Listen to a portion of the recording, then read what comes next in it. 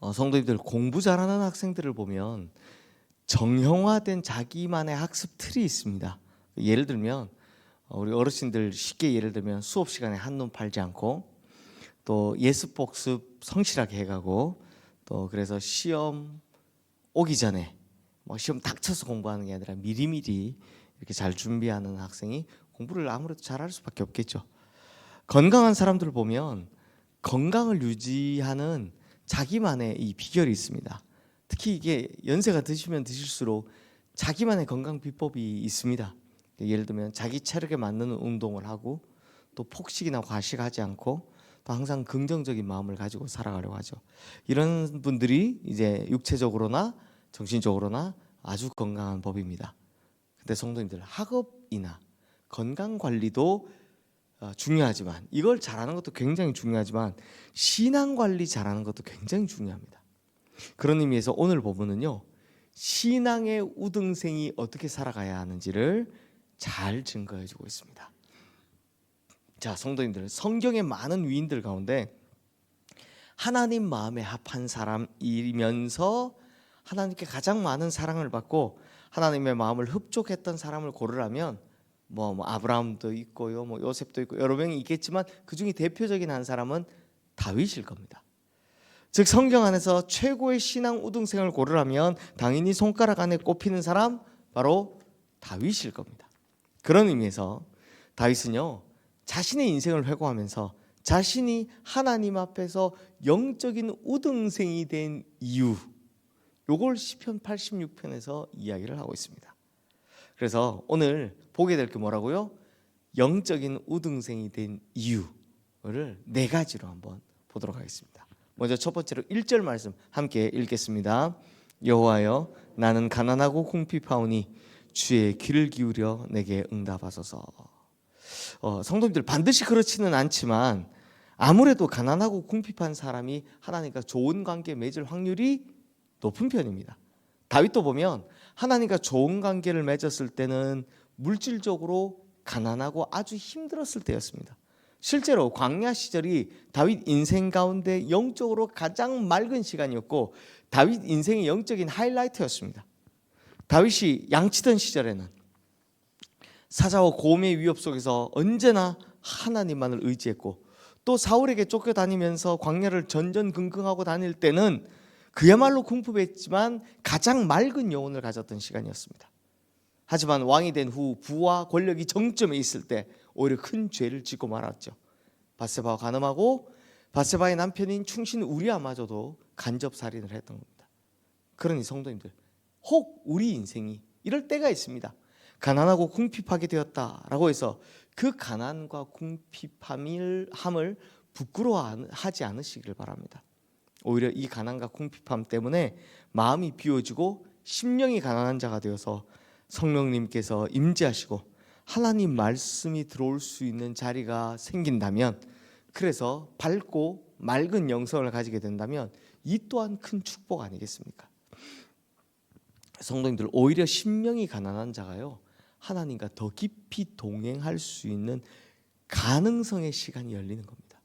그러니 하나님께서 우리의 인생을 때로는 가난하게 몰아가시기도 하고, 또 때로는 궁핍하게 만들어 가시기도 하시죠.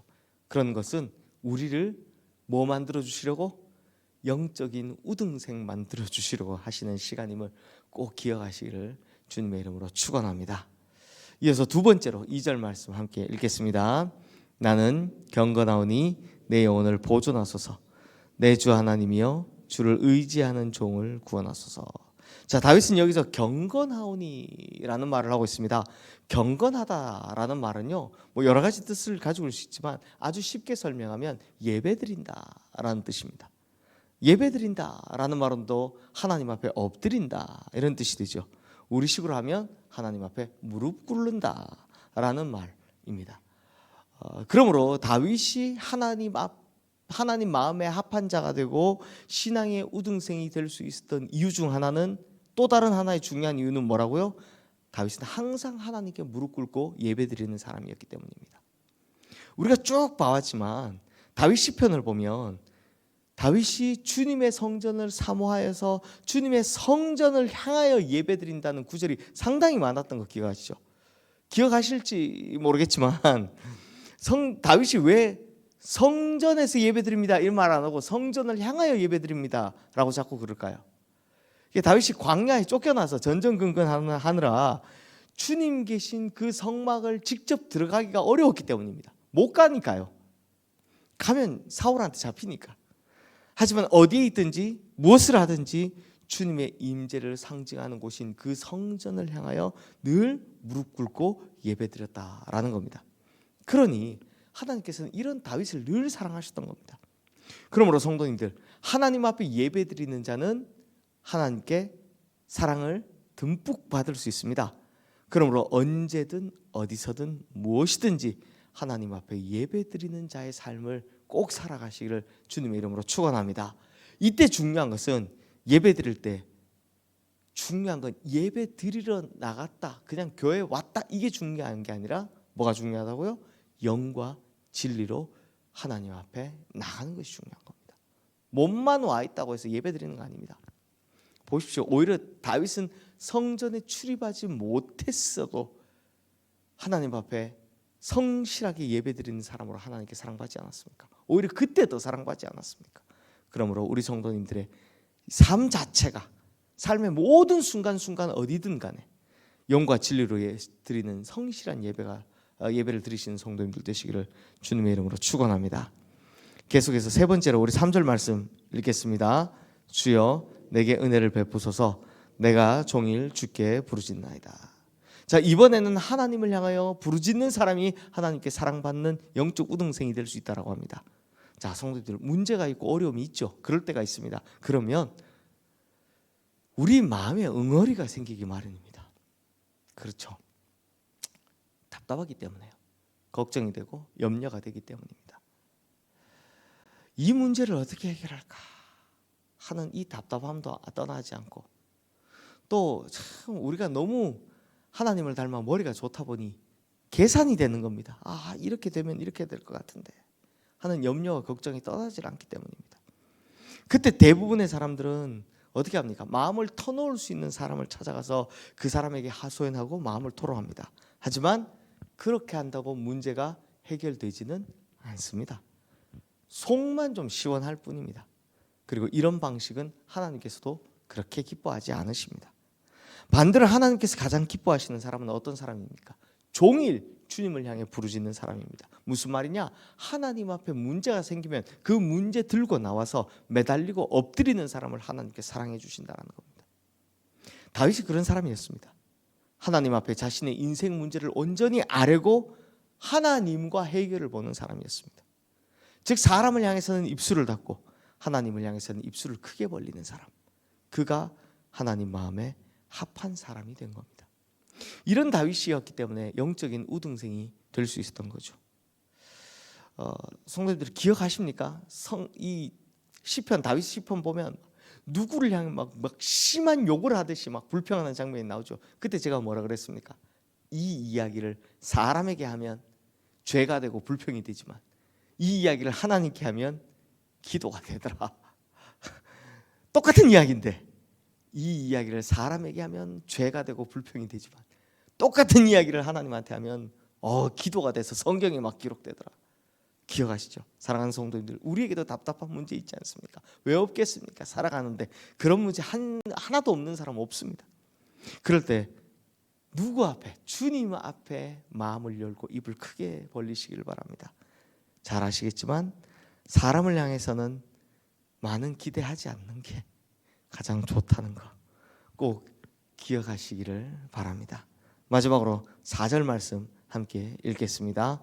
주여 내 영혼이 주를 우러러보니 주여 내 영혼을 기쁘게 하소서. 내 영혼이 주를 우러러본다라는 말씀은 시선을 주님을 향해 맞춘다라는 겁니다. 다윗은요 항상 하나님을 향하여 시선을 맞추고 살았습니다. 그게 중심입니다. 즉 어디에 있든지 무엇을 하든지 그의 중심은, 영혼은 항상 하나님을 인식하며 살았다는 겁니다. 여기도 하나님이 계실다, 저기도 하나님이 계신다라는 걸 기억하고 살았다는 겁니다. 성도님들, 우리가 항상 하나님을 인식하고 우리의 영혼이 항상 하나님을 향해 주파수가 딱 맞춰져 있으면 사람은요 큰 죄를 짓지 않습니다. 실수할 수 있으나 큰 죄를 짓지 않습니다. 하나님께서 항상 나를 지켜보고 계신다라는 이 생각을 항상 하고 있기 때문입니다. 그러나 우리의 시선이 하나님을 회피하기 시작하면, 망각하기 시작하면 그때는 반드시 죄의 길로 들어가기 마련입니다. 또한 하나님을 향한 시선이 흔들리면 시험에 들기 쉽고요. 하나님을 향한 시선이 흔들려서 주님 아닌 다른 것을 바라보기 시작하면 갑자기 다른 게 하나님의 역할을 대신하는 우상 숭배가 시작되는 겁니다. 우상 숭배가 어디 갖다 놓고 절하는 게 아니잖아요. 정확히 뭡니까? 내 안에 다른 것이 하나님이 될 때, 그때가 우상 숭배가 시작인 겁니다. 그러니 우리 성도님들도 영적인 시선과 영적인 주파수를 하나님을 향하여 굳게 맞추고 살아가시기를 주님의 이름으로 축원합니다. 그러면 영적인 우등생이 되는 겁니다. 자, 성도님들, 단 4절뿐이지만 신앙의 우등생이 될 수 있는 비결 4가지를 다윗의 노래를 통해서, 이 시를 통해서 우리가 배웠습니다. 그러므로 이 4가지의 길을 충실히 따라서 어떤 형편이든 간에 하나님께 큰 사랑받으시는 우리 모든 성도님들 되시기를 주님의 이름으로 축원합니다. 이 시간 오늘 주신 말씀 기억하며 우리 함께 기도하겠습니다.